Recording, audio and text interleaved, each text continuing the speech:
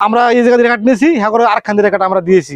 এই 4-5 দিন আগে আমরা বেড়া দিছি, সুলতান খলিফার ফোলা, লালু খলিফার ফোলা আমি হুমকি দিছে আমাকে মারিয়া লাইবে, জানে মারিয়া লাইবে। এই কথা দোকানে বিয়ে সবার সামনে বলছে। এই রাইতে জাল এবং আপনার এই গোস এবং কবরস্থান সলাইয়া সবকিছু তছমাছ করে গেছে। কিছু গাছ কাটিয়ে ফেলাইছে, এনে 8-10টা গাছ এবং কবরস্থানে সলাই ফেলাইছে। সুস্থ বিচার চাই।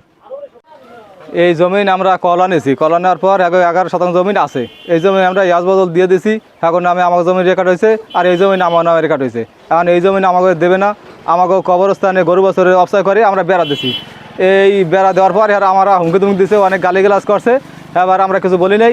এই গেল রাত্রে আমাকে এই বেড়া সব ভাঙ্গা চুরি হালাইছে, এবার ওই আমাদের ওই যে সাইনবোর্ডটা উড়িয়ে হালাইছে, এবার আমাকে কবরস্থান চলে আসে ভাঙচুর করছে। কারণ আমরা এটা লেজ্জ বিচার চাই, যাতে আমরা বিচার পাইতে পারি, এই আবেদন আমাদের।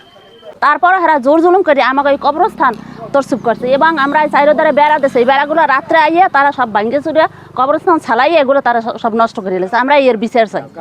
আর গাছগুলো সব কাটতে এরা নষ্ট করে ফেলাইছে।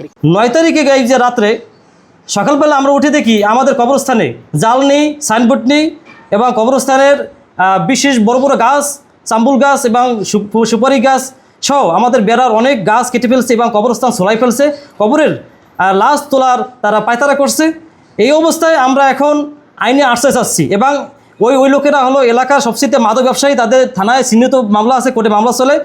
এরা মানে এই এলাকার জন্য হুমকি স্বরূপ, তারা অনেক খারাপ লোক। আপনার এলাকায় সবাই জানে এই ব্যাপারে, সাক্ষী প্রমাণ আছে এবং আমরা এর সুষ্ঠু বিচার চাই। আমাদের সাথে যে অমানবিক ঘটনা ঘটছে আর জন্য কারোর সাথে এই ঘটনা না ঘটে, এজন্য আমরা সবার কাছে এবং আইনের আশ্রয় আমরা সবার কাছে এইটা আমরা সুষ্ঠু বিচার চাই।